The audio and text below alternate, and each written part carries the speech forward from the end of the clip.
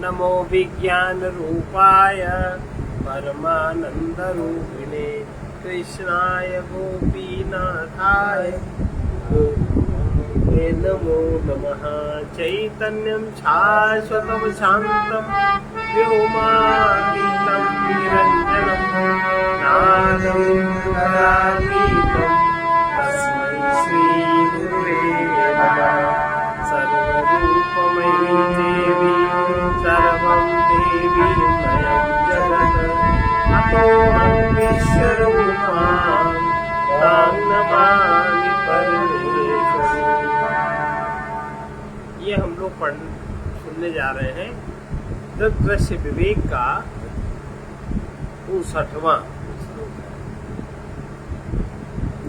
शंकराचार्य जी उपदेश पंचकम में क्या कहते हैं कि परब्रह्म की तरह रहो, अतः परब्रह्म पर प्रियताम। संसार में सुख पूर्वक रहो, दुख का अनुभव मत करो, किसी वस्तु के साथ चिपको नहीं और ना ही किसी वस्तु के पीछे भागो।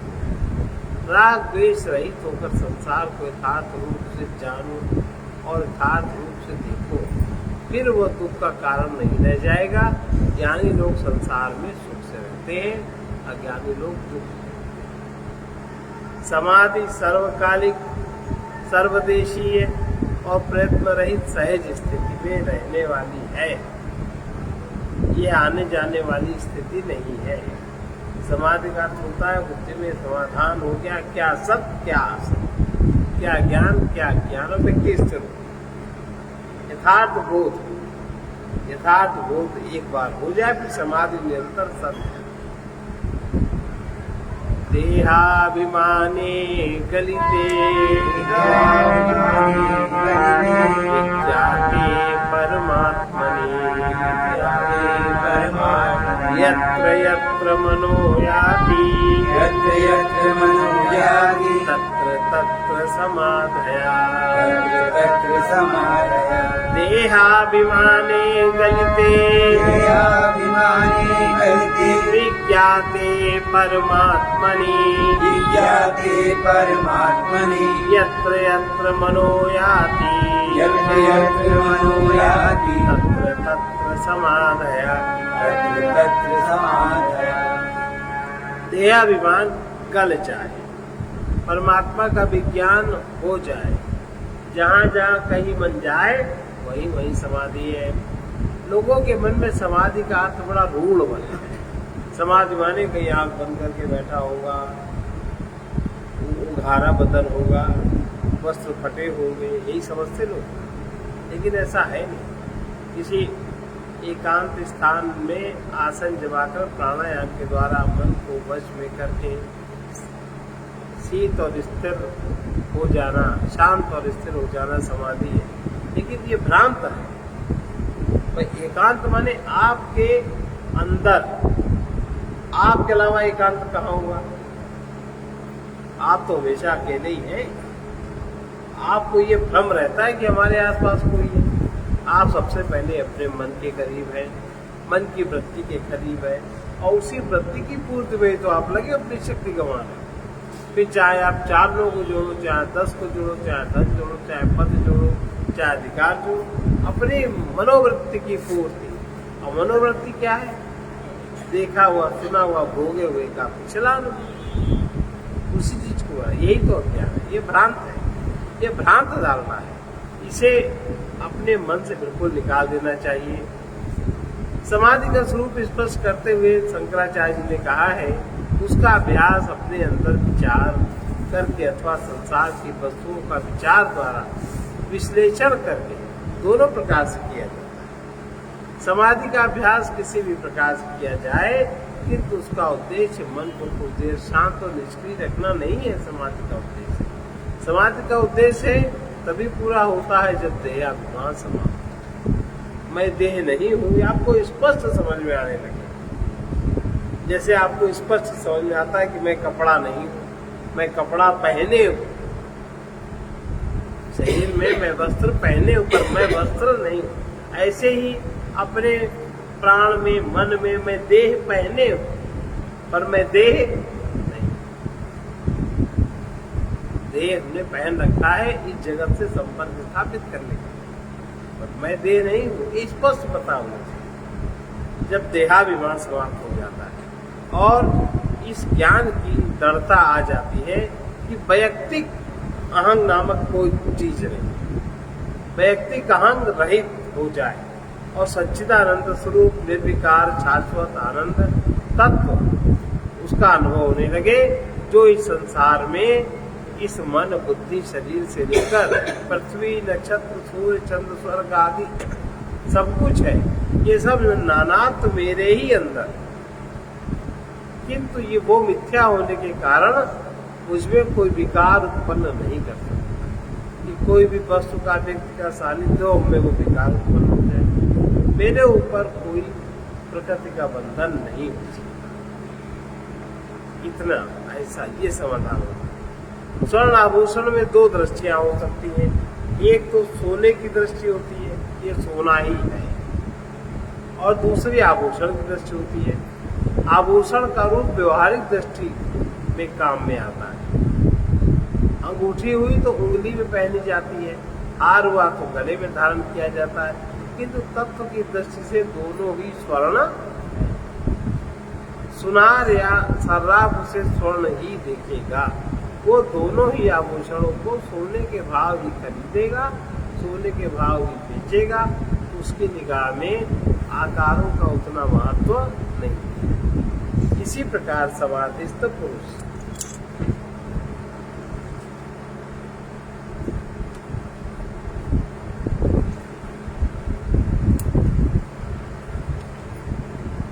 समाधिस्थ पुरुष अपने सहित समस्त संसार को अखंड एक रस सच्चिदानंद ब्रह्म स्वरूप ही देखता है। वस्तु के नाम रूप जैसे मिथ्या हैं वैसे ही दिखाई देंगे, उसकी दृष्टि यह पारमार्थिक है। यह पारमार्थिक दृष्टि रखते हुए व्यवहार भी किया जा सकता है। व्यवहार में जिस व्यक्ति या वस्तु से जैसा लौकिक व्यवहार अपेक्षित है वो वैसा ही करेगा, किंतु वो ये जानेगा कि ये सब परिवर्तनशील और नश्वर है। सत वस्तु जो हमारे में ब्रह्म ही है और इसके में भी सत वस्तु जो नित्य है, यह स्मरण रहना ही समाधि का। ज्ञानी और अज्ञानी दोनों ही संसार में रहकर व्यवहार करते हैं, किंतु दृश्य भेद के कारण एक का जीवन सुखमय होता है और दूसरे का जीवन दुखमय होता है। एक साधु वेश्यालय के सामने से होकर निकला तो उसने एक सुंदर वेश्या को देखा, तो उसकी सुंदरता में उसने आत्म चैतन्य का ही सौंदर्य प्रस्फुटित होते देखा। यह कुछ देर देखकर स्तब्ध रह गया। वहीं दुनिया सुंदर भी कुछ हो सकता है, इतना सुंदर, वो स्तब्ध रह गया। तो वेश्या ने उसे इस दशा में देखकर भुला भेजा और साधु से कहा, भगवान साधु होकर आपके मन में विकार आ गया। अब उसकी अपनी दृष्टि है, मैं आपकी क्या सेवा कर सकती हूँ। साधु ने तुरंत कहा, विकार? विकार कैसा? मैं तो तुम्हारे सौंदर्य में किसी अचिंत शक्ति का प्रकाश देख रहा था, उसमें कोई विकार नहीं है। विकार तो तुम्हारे मन में झलक आया, कैसी निंदनीय बातें करती हो। यह कहकर साधु अपने रास्ते चला।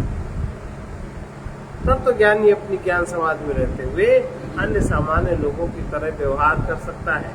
उसके व्यवहार में न कोई बाधा पड़ती है, न ही कोई गड़बड़ी होती है। मन से भ्रम निकाल देना चाहिए कि समाधि पुरुष कोई विचित्र प्रकार के काम करने लगे, या जो लोग विचित्र प्रकार के काम करने दिखाई पड़ते वो सब पागल है। नहीं दिखाई पड़ते, कोई नाचता है, कोई कुछ करता है, वो पागल लोग, उनको पता ही नहीं। उनको बस तुम्हें रिझाना और फुसलाना है और अपना काम बनाना है। उनका अपना काम, उनकी अपनी मान्यता थोड़ी सी मान्यता है, थोड़ी सी। 1 लाख 2 लाख 10 लाख 20 लाख 50 लाख करोड़ भी करो है, और किसी को वो बिना उसके प्राप्त है और तुम्हारे को तय नहीं। ये अपनी अपनी दृष्टि है।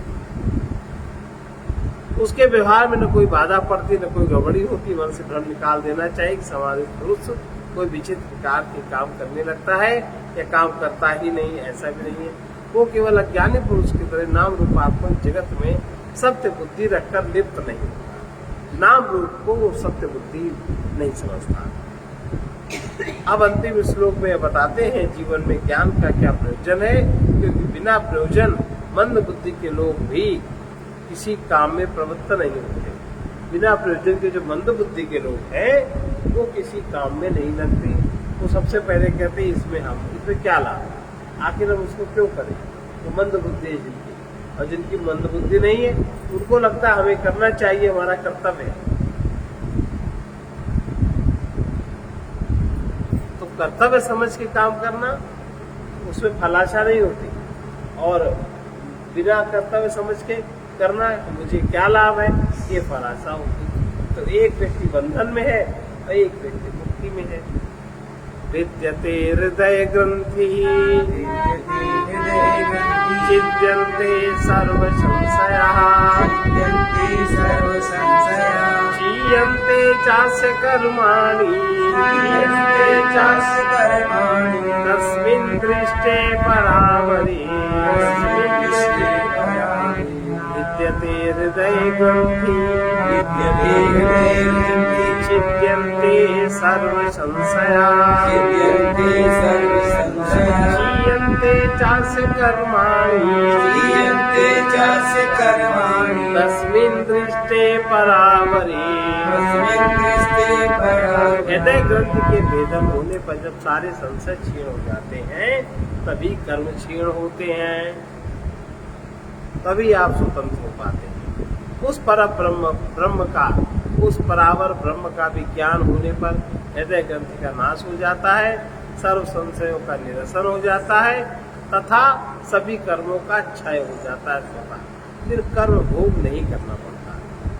यह मंत्र मुंडक उपनिषद के दूसरे अध्याय का दूसरे पाद का 8वां मंत्र है, जो कथ्यों उद्धृत कर दिया गया है। शंकराचार्य जी ने स्वयं नहीं लिखा, उनका अद्वैत वेदांत उपनिषदों का ही ज्ञान है। अतः उन्होंने जहाँ के भी आवश्यक समझा उपनिषद के मंत्रों को साधिकार किया। ज्ञान से हृदय की ग्रंथि खुल जाती। हृदय स्वयं एक ग्रंथि है। यह हृदय और अयम शब्दों से मिलकर बना है। हृदय का अर्थ है आत्मा, अयम का अर्थ है शरीर। तो जब हम अपने को शरीर मानते तो हृदय ग्रंथि, अपने को शरीर नहीं मानते तो हृदय ग्रंथि खुल, लेकिन उसका ज्ञान अंदर से होना चाहिए। मान्यता की बात तो ऊपर रहती है और भीतर नहीं जाता। इसलिए ये शरीर ही आत्मा है, इस प्रकार की भावना हृदय कहलाती है। शरीर आत्मा है, मैं देह हूँ, ये भावना हृदय, ये ग्रंथि के रूप में कहलाती है। हमने देखा कि आत्मा शरीर नहीं हो सकता, शरीर आत्मा नहीं हो सकता। किसी भी अनुभव या प्रतीति, किसी भी अनुभव या प्रतीति यही होती है कि शरीर ही आत्मा है। यही जड़ और चेतन की ग्रंथि है। रस्सी सर्प नहीं हो सकती किंतु सर्प लगती है, सीप चांदी नहीं हो सकती किंतु चांदी सी चमकती है। वैसे ही संसार में अनेक भ्रांतियाँ होती हैं, वैसे ही यह भी एक भ्रांति है कि मैं जड़ शरीर हूँ। भ्रांति ज्ञान से ही दूर होती है, अन्य करोड़ों उपायों से वो नहीं छूटती। ये भ्रांति ही सबसे बड़ा ज्ञान है। अपरोक्षानुभूति में शंकराचार्य कहते हैं, आत्मा ज्ञानमयो पुण्यो देहो मांसमयो शुचिः तयोरैक्यं प्रपद्यन्ते किं ज्ञानमतः परम्। आत्मा ज्ञान स्वरूप है और पवित्र है तथा देह मांसमय और अपवित्र है। इन दोनों को की जो एकता देखते हैं उनसे बढ़कर भला ज्ञान क्या होगा। कभी कभी पूछा जाता है कि सभी अनर्थों का कारण यह ज्ञान है, क्यों और कैसे आ गया, अज्ञान का कारण क्या है। तो उसका जवाब है, वेदांत कहता है कि अज्ञान अनादि है, इसलिए उसका कोई कारण नहीं। यदि आप विचार करें तो आप स्वयं अनुभव करेंगे अज्ञान अनादि है। कोई भी अज्ञान होकर लेकर उस पर विचार करिए, इस घड़ी का मूल्य क्या है। आप कहेंगे मुझे सही नहीं मालूम। कब से नहीं मालूम? 2-4 दिन या साल 2 साल। आप कहेंगे हमें कभी नहीं मालूम। अगर एक बार मालूम हो गया होता तो हमें याद होता। तो घड़ी का मूल्य हमें कभी पता नहीं चला। जब से घड़ी खरीदी तब से नहीं पता, बनी होगी तभी नहीं पता। तो ये इस जीवन के पूर्व भी विचार करके देखें, आपको समय स्मरण न आएगा तब से घड़ी का मूल्य ज्ञात नहीं। इसी प्रकार अपने सत्स्वरूप का ज्ञान भी हमें पता नहीं कब से प्राप्त नहीं है। अज्ञान अनादि है, इसलिए उसका प्रारंभ कहीं नहीं खोजा जा सकता। इसका प्रारंभ नहीं, उसका कारण नहीं। अज्ञान अनादि वाला जीव भी अनादि है, अज्ञान अनादि होते हुए भी अनंत नहीं है। ज्ञान के द्वारा वो तत्काल नष्ट हो सकता है। घड़ी का मूल्य मैं आपको बता देता हूँ, वह आपका तत्व विषय का ज्ञान समाप्त हो जाता है। अपने स्वरूप का ज्ञान तो और भी जल्दी नष्ट हो जाता है, वो तो अपने ही विषय में है। अपना स्वरूप अपने से भिन्न कैसे हो सकता है? अज्ञानियों के लिए बहुत दूर की बात है। तो ज्ञानियों को अपना स्वरूप सहज उपलब्ध है, तो उसी में स्थित रहते हैं। उनके हृदय की गांठ खुली हुई है, उनके सब संशय एक ज्ञानी के विषय में, ज्ञानी को कोई संशय नहीं होता। अब संशय का आधार अज्ञान है। अज्ञान नष्ट हो जाने पर संशय भी नहीं रहता। आत्मज्ञान होने से अज्ञान के साथ जीवत्व भाव और तीनों प्रकार के कर्म नष्ट हो जाते हैं। आत्मज्ञान होने से 3 प्रकार के कर्म क्रियमाण संचित प्रारब्ध, 3 प्रकार के कर्म होते हैं। जिस समय कोई कर्म किया जाता है उस समय उसे क्रियमाण कर्म कहते हैं।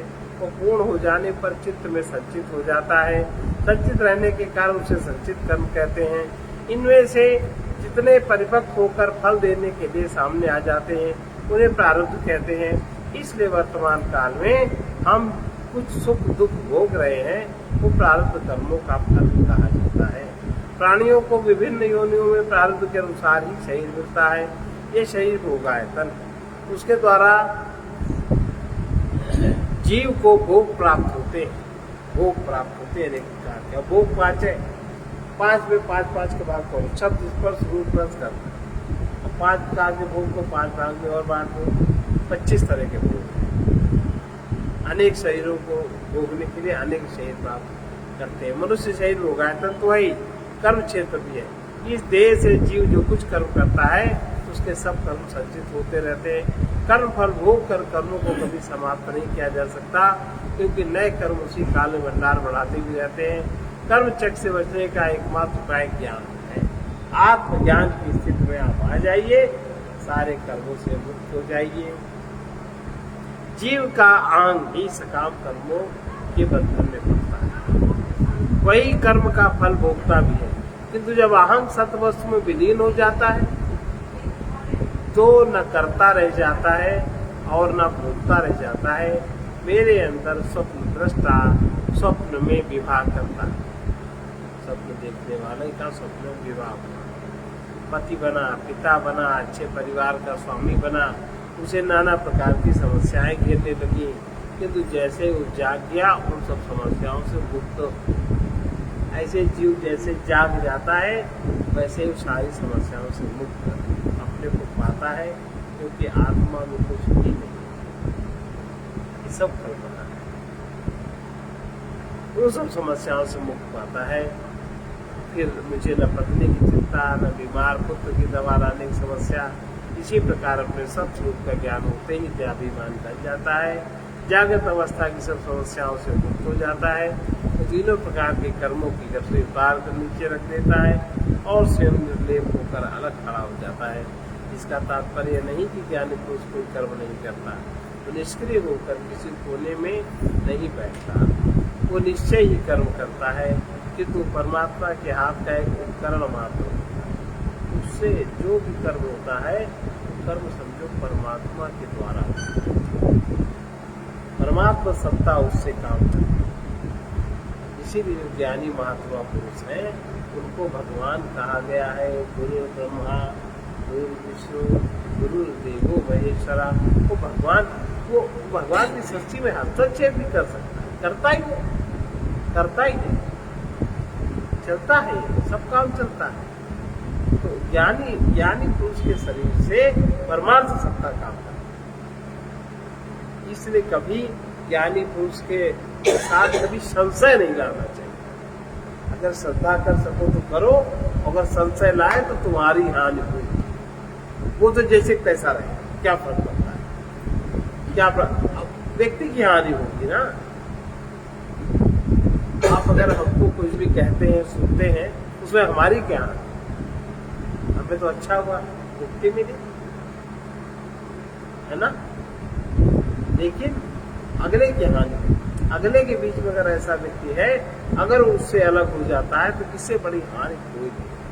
क्योंकि इस तरीके के शरीर कभी कभी लाखों वर्षों में बन के पैदा हुआ, जिनमें डायरेक्ट परमात्मा सत्ता का फोकस सामने रहता है। तो ये ज्ञानी पुरुष कर्म नहीं करता ऐसा नहीं है, ना किसी कोने में बैठता, वो निश्चय ही कर्म करता है, किंतु परमात्मा के हाथ का एक उपकरण है, उसका अपना कोई प्रयोजन नहीं ले जाता।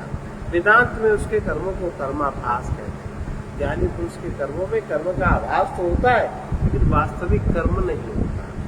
ज्ञानी पुरुष अपने कर्म के लिए उतना ही उत्तरदायी है जितने आप स्वप्न में किसी की हत्या के लिए उत्तरदायी है। तो स्वप्न की हत्या में स्वप्न का ही मजिस्ट्रेट सजा देगा कि जागृत का मजिस्ट्रेट सजा देगा। वो इस तरह अलग है, ये इस तरह अलग है। ज्ञान के समान पवित्र कोई वस्तु नहीं है। तीर्थ, व्रत, गीता, गंगा स्नान आदि से पाप नष्ट होते हैं, किंतु पापी नष्ट नहीं होता। ज्ञान पापी को ही पवित्र कर देता है। इसलिए नहीं ज्ञानेन सदृशम पवित्र में विद्यते, ये गीता में बहुत सच्ची बात है। ये वाली पुस्तक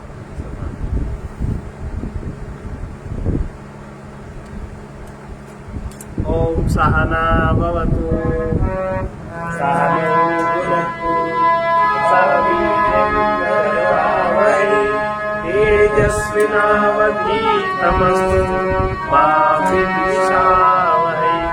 ओम शांति शांति शांति सर्वारिष्ट शांतिर्भवतु।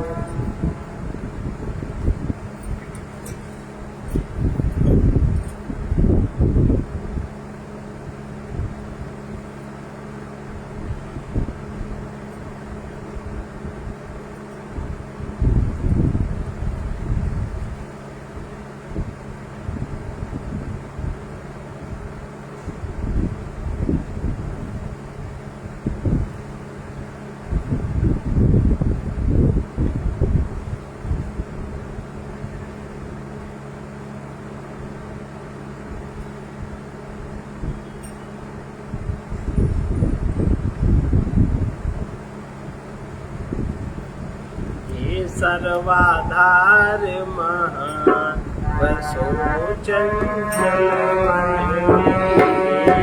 सर्वाधार महान वसो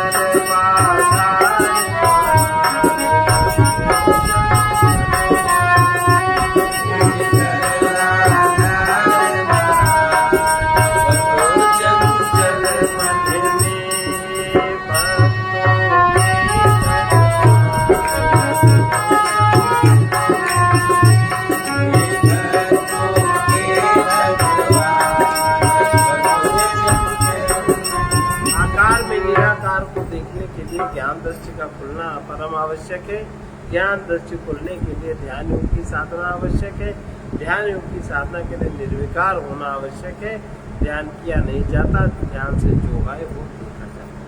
सर्वे भवन्तु सुखिनः, सर्वे सन्तु निरामयाः, सर्वे भद्राणि पश्यन्तु मा कश्चित् दुःखभाग् कृष्णाय वासुदेवाय हरे परमात्मने प्रणतक्लेशनाशाय गोविन्दाय नमो नमः। उग्रवीरमहाविष्णुं ज्वलन्तं सर्वतोमुखं